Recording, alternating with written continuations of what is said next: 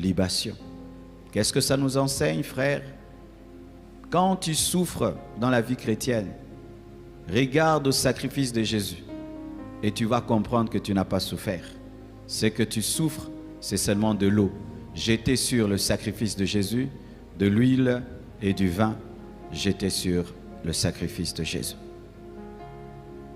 Ne sois jamais orgueilleux de souffrir pour Dieu. Ne présente jamais tes souffrances. On m'a rejeté dans la famille à cause de Jésus.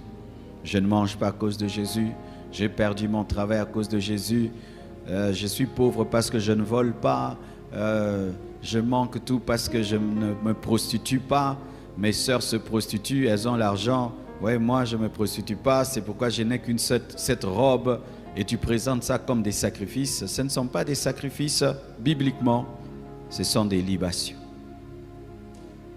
Et une libation est versée, c'est-à-dire une volonté qui accepte de participer à la souffrance de Jésus. Paul ne se plaignait pas de souffrir pour Jésus. Paul ne regrettait pas de souffrir pour Jésus. Paul trouvait que c'était un privilège que de souffrir pour Jésus.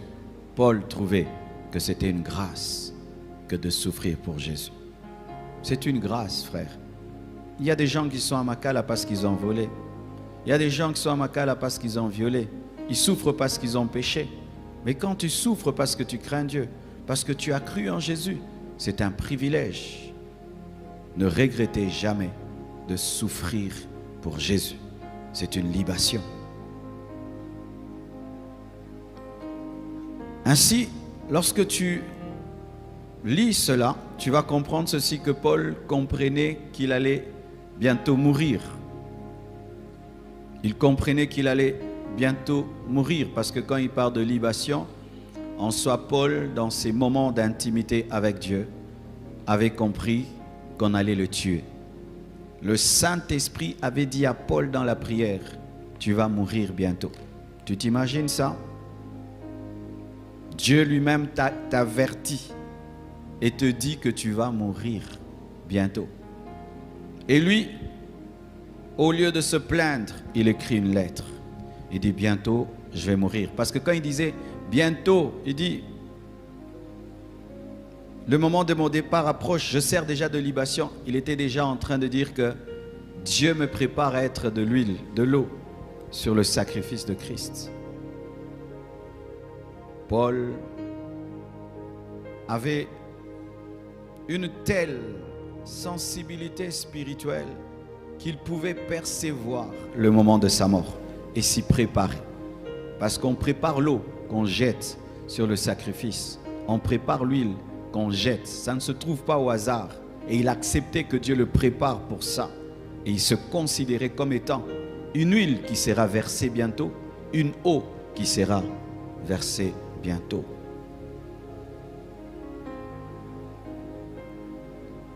Paul était humble jusqu'au bout. Il n'a pas dit bientôt je vais servir de sacrifice, il dit de libation. Il avait gardé l'humilité. Mais voyez comment Dieu l'a utilisé. En 2 ans, il a répandu la parole dans toute l'Asie. Il a ressuscité des morts. Il a fait marcher des paralytiques. Il avait une connaissance de la parole qui dépassait même Pierre. Ceux qui ont vécu physiquement avec Jésus n'avaient pas le même niveau de connaissance que lui. Mais cet homme arrive à la fin de sa vie, après avoir fait toutes ces choses, ne considère pas cela comme un sacrifice, mais considère cela comme une libation. Il avait gardé l'humilité jusqu'au bout. Il n'était pas devenu grand à ses yeux à cause de la grandeur du ministère, des nombres d'églises, des nombres de disciples, des miracles, des révélations, des écrits. Jamais il s'est comparé à Jésus.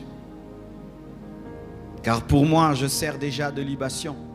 Et le moment de mon départ approche. Quand il dit moment de mon départ, il parle de sa mort.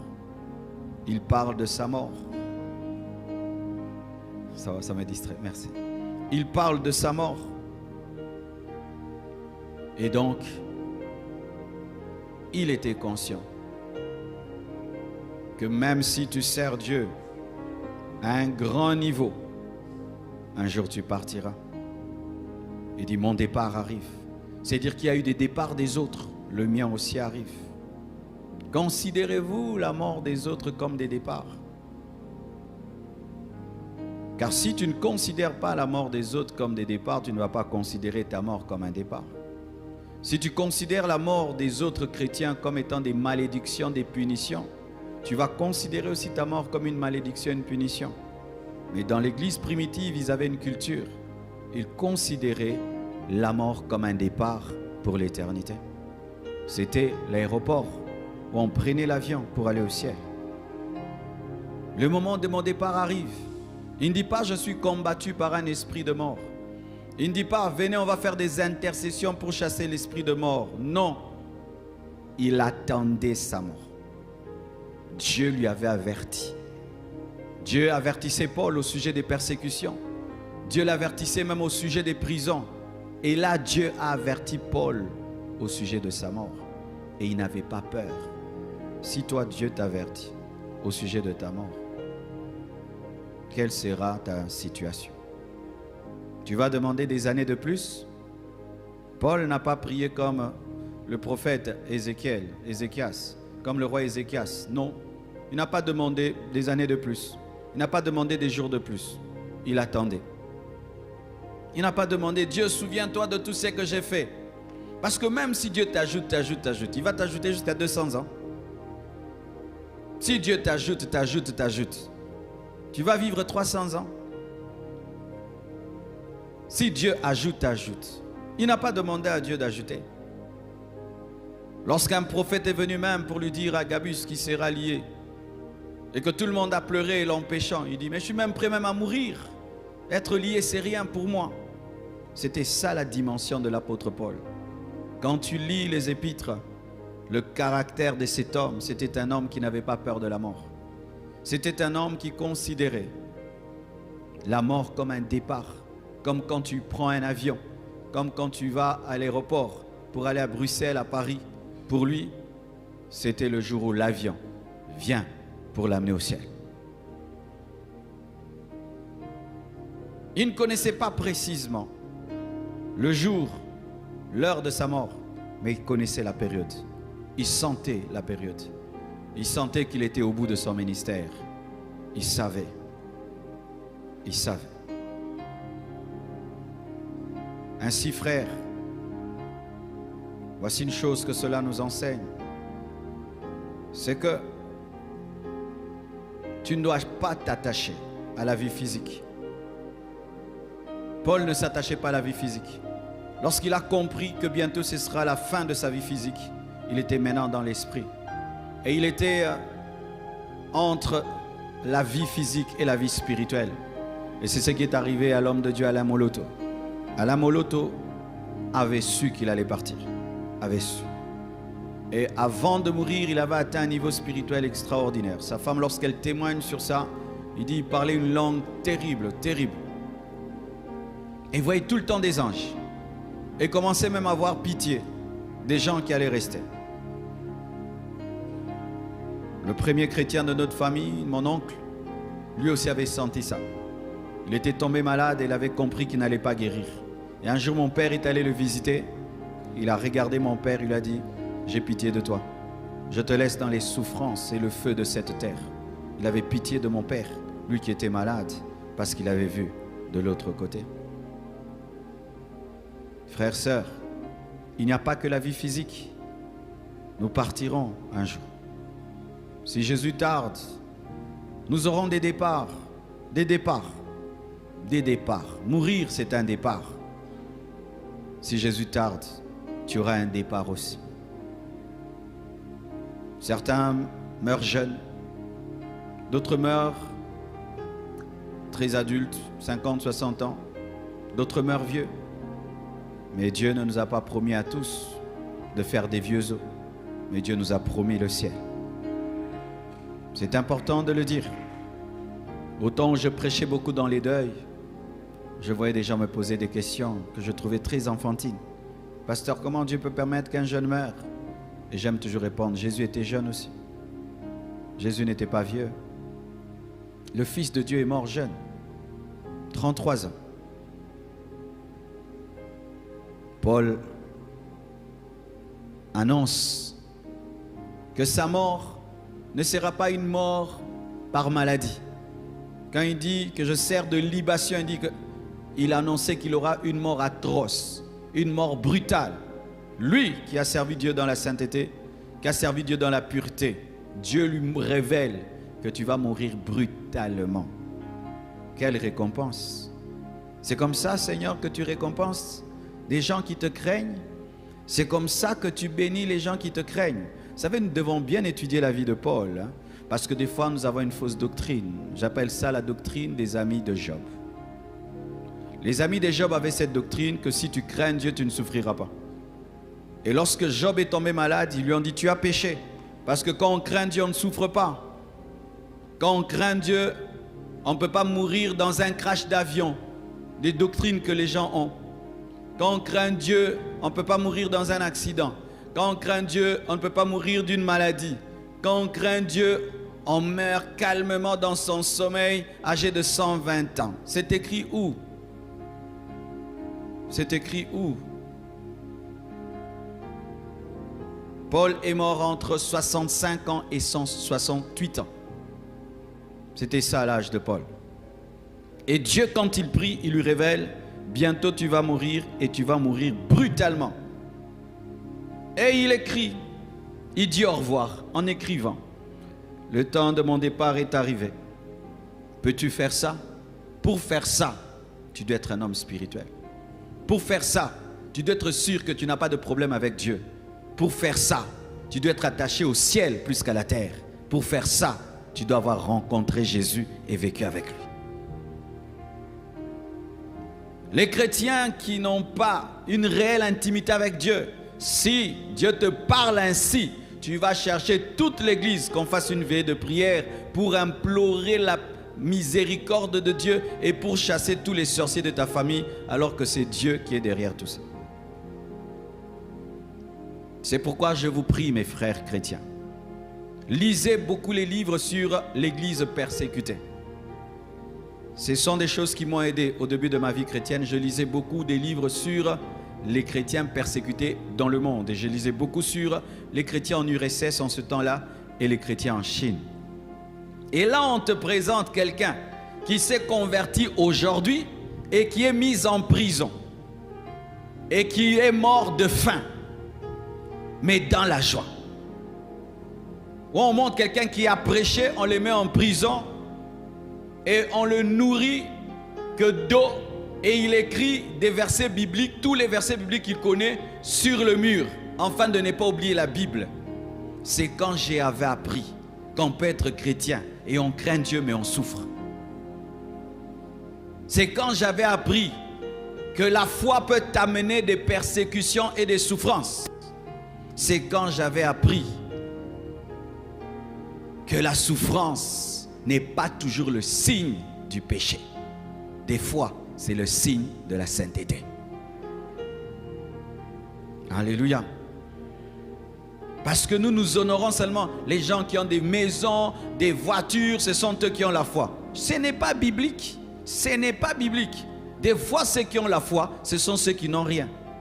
C'est écrit dans la Bible, parlant des héros de la foi. On nous parle de ceux qui ont possédé des nations, qui ont éteint le feu, mais d'autres qui ont erré ça et là en peau d'animal. L'équilibre. La foi peut te donner des miracles. La foi peut t'amener des persécutions. La foi a fait que Paul puisse ressusciter Tychus. La même foi a fait qu'on puisse couper sa tête. C'est la parole de Dieu. La foi peut faire, tu pries, un miracle a lieu. La même foi fait qu'on te chasse du travail parce que tu refuses d'être dans la corruption. Et pendant un temps, tu ne manges pas bien. C'est aussi la parole. Alléluia. Alors, il dit, le moment de mon départ approche. Par son intimité, il peut le savoir. Il peut avoir une perception spirituelle et il n'a aucune peur de la mort, aucun attachement physique à la vie. Et il comprend aussi que le ministère a un début et a une fin. Le ministère a un début et une fin. Le même Dieu qui t'appelle, le même Dieu te dira, tu as fini la course, tu t'arrêtes là. Tu ne finiras pas toute l'œuvre de Dieu. Tu fais une partie et l'autre fera une autre partie. Les apôtres ont couru, ils se sont arrêtés, on a pris le relais. Et on s'arrêtera, d'autres prendront le relais. Tu dois savoir que tu es entré dans une chose qui a commencé et que tu ne finiras pas. Jésus a fini sa course. Si le Fils de Dieu a eu le début du ministère et la fin du ministère, 3 ans seulement de ministère, sache aussi que tu auras aussi la fin. Où Dieu te dit, c'est tout, tu as fini.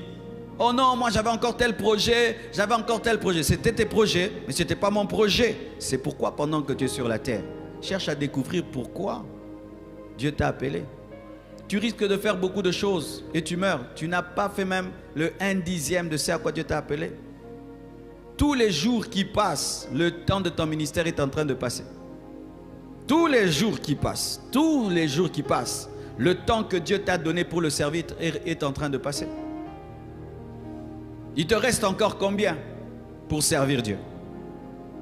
Tu es toujours en train de présenter, je suis un bébé spirituel, Un bébé spirituel de 3 ans dans le Seigneur.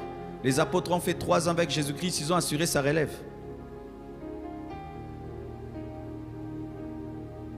Il y a un début du ministère, il y a une fin du ministère.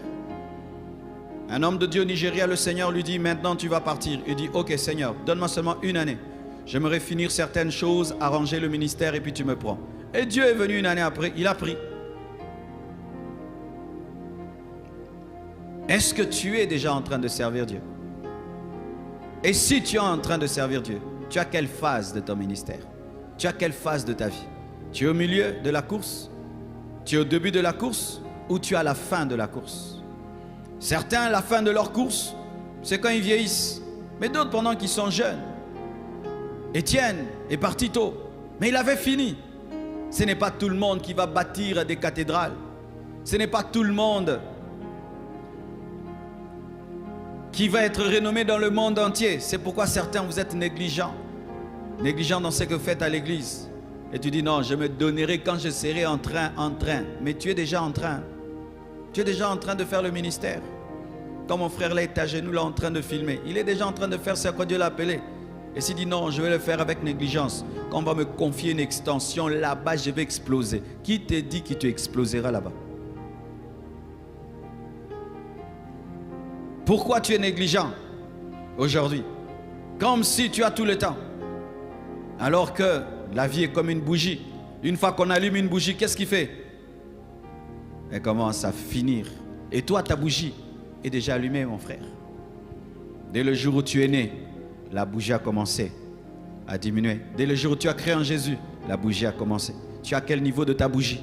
Et qu'est-ce que tu as fait de la lumière de ta bougie? Tu as éclairé combien de gens? Tu n'en as rien fait. Tu l'as gardé dans ta chambre, c'est tout. Ta bougie n'a fait que ça. Elle n'a fait qu'éclairer que ta vie. Elle n'a éclairé personne. Certains avec leur bougie ont éclairé le monde entier. Mes frères et sœurs, s'il y a un début de l'œuvre de Dieu, il y a aussi la fin pour toi. Pour toi, il y a une fin. Ne vivez pas comme si vous avez toujours le temps. Ne vivez pas comme si vous arrangerez demain. Ne vivez pas comme si demain je ferai bien. Nous sommes déjà au mois de mai. Tu avais pris des décisions, n'est-ce pas, pour cette année. C'était bien au début de l'année, pendant la retraite. Mais là, est-ce que tu étais conséquent? Miles Monroe a dit que le cimetière est l'endroit le plus riche du monde. Parce qu'au cimetière, il y a des livres qui n'ont jamais été écrits. Les gens disaient, j'écrirai. Et il est mort avec 50 livres en lui. Au cimetière, il y a des chansons qui ne sont jamais sorties. Je chanterai, j'irai en studio. Il n'est jamais allé au cimetière. Il y a des projets. Je vais construire un avion, je ferai. Et il est mort, il n'a pas fait. N'enrichissez pas le cimetière. Videz-vous pendant que vous êtes vivant. Donnez le meilleur de vous-même pendant que vous êtes vivant. Et lorsque tu vas comme Paul, il dit, j'ai achevé ma course. C'est-à-dire, Je suis vide, j'ai tout fait. Ma bougie est totalement consumée. J'ai vécu comme Dieu a voulu que je vive. Alléluia.